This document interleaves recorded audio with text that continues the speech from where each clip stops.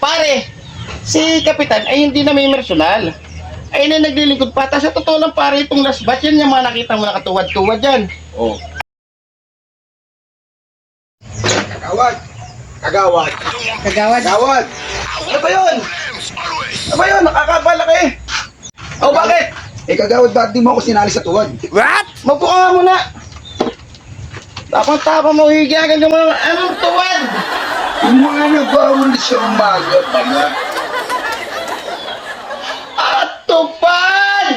At tupad ba yun? Oo, hindi tuwad. Pagkakalam ko, tuwad kasi mga nakatuwad doon, nagwawalis eh. Tupad pala yun. Hindi naman sa ganun, hindi naman sa sinasang hindi kayo sinali. O baka naman dahil hindi ko binuto si Kapitan, kaya hindi mo ako sinali. Pare, si Kapitan ay hindi na may personal. Ay na naglilingkod pa. Sa totoo lang pare, itong last batch yan yung mga nakita mo nakatuwad-tuwad dyan. Oh. Ay, lahat dyan ay ini-apply kay Kapitan. Ngayon lahat yan ay approve kay Kapitan. Ngayon pare, sa screening, sa dole yan. Ay, ikaw ba may kamag-anak na nakasali sa tupad?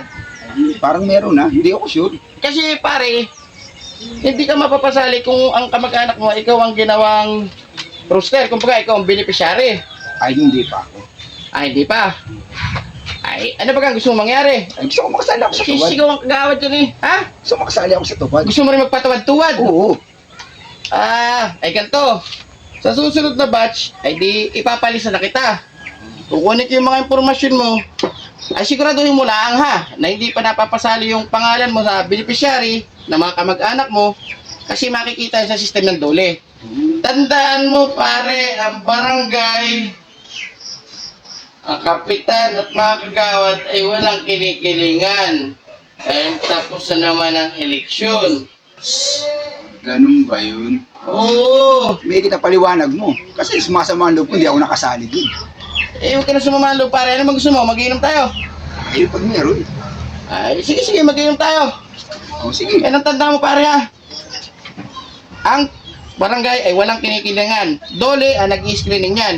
Ngayon, sa orientation, tanda mo to siya sa ko para alam mo na sasagot mo. Sa orientation, ayan ay binibriefing. Yan, ipapaliwanag dyan sino ba talaga dapat ang kasali dyan. Hindi porke malaki ang bahay, may kotse, hindi pwedeng sumali. Yung may mga negosyo pa nga dapat ang sinasali dyan kasi alternative na programa ng ating dole. Ganun ba? O, sige, Oo. salamat kagawad. Ako yung pinaliwanagan. Maraming Yun na. salamat sa'yo. Sige pare, salamat. Hindi. Tayo mag-inom ha, bumalik ka. Kung babalik ako. Sige.